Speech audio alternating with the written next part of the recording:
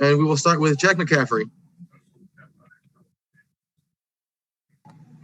Doc, the standings this year, are they, considering the way this league went with all the players taken off and situations like that, are the standings less reflective of the relative strength of the teams than in previous years, in your opinion?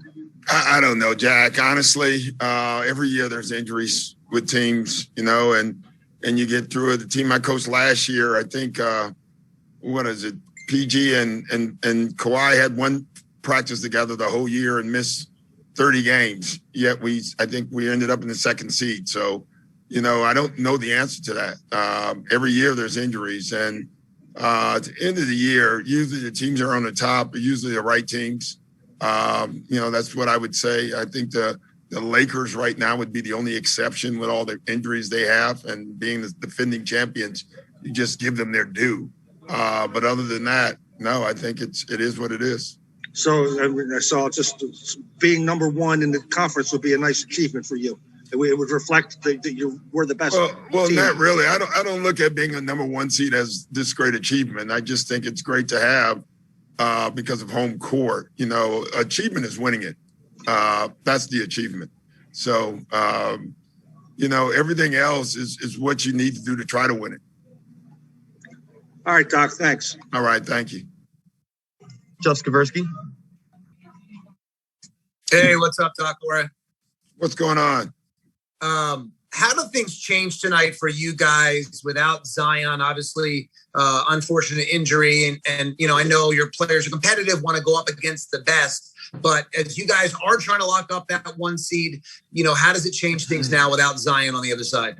Well, it changed our preparation for sure. I mean, we spent the whole morning and trying to do things to try to combat his 38 or whatever he had against us last time. I thought he had his way with us. They have had some success without Zion. You have to be very careful. They still have capable scorers, but they'll play differently for sure. And so, the way we will defend will have to be different. As far as our approach to the game, nothing changes. I mean, we're focused.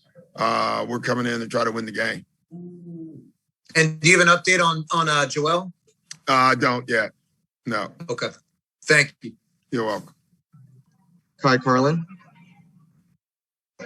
Hey, Coach. I want to ask, I'm curious, there are 6 games left in this season. Have you guys kind of begun scouting potential playoff opponents for round 1 yet, or no? Well, we always do. We send out our guys to, various teams, but, it's a little different this year. Some are on site, a lot are by video. And the biggest difference, especially if you're the 1 seed, you don't really know who you're playing. I think that was the only disadvantage that teams talked about last year. Like usually going in, you kind of know, well, you won't know until the final game. So, I think if we do lock up the 1 seed, and, then we clearly will have 2, 3, 4 teams that we'll watch. But at this point, you're watching all the playoff teams. Yeah, that actually kind of led into my next question. How does the play-in tournament kind of affect that type of preparation? It does a little, but I would still rather have the days off. I'll put it that way, and the preparation time just to prepare ourselves. So we're going to get that regardless, whether we're the 1 seed or not. And to me, I'm taking that all day. Thanks, Coach. Yeah. We have time for one more question, and we'll end things with Marcus Hayes.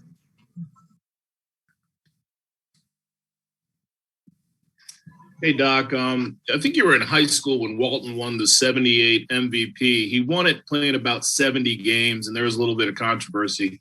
Do you think if Joel is voted the MVP, if he's one of the top candidates at the end, that the number of games he's missed so far should count against him? No, I don't. I mean, I think it's a quality.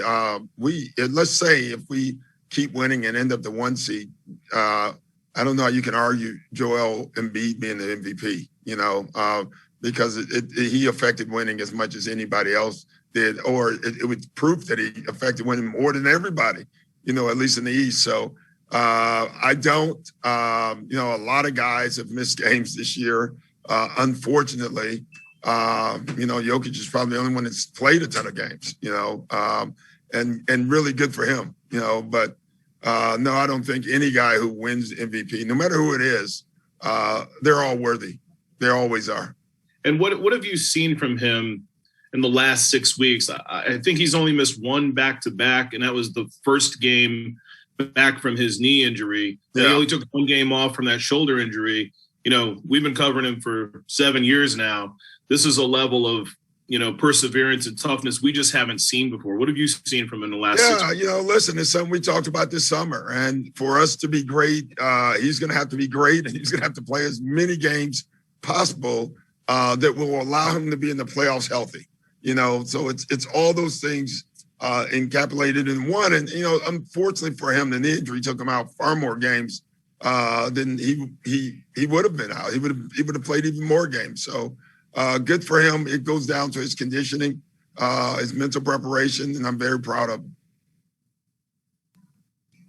Thanks, guys. Coach.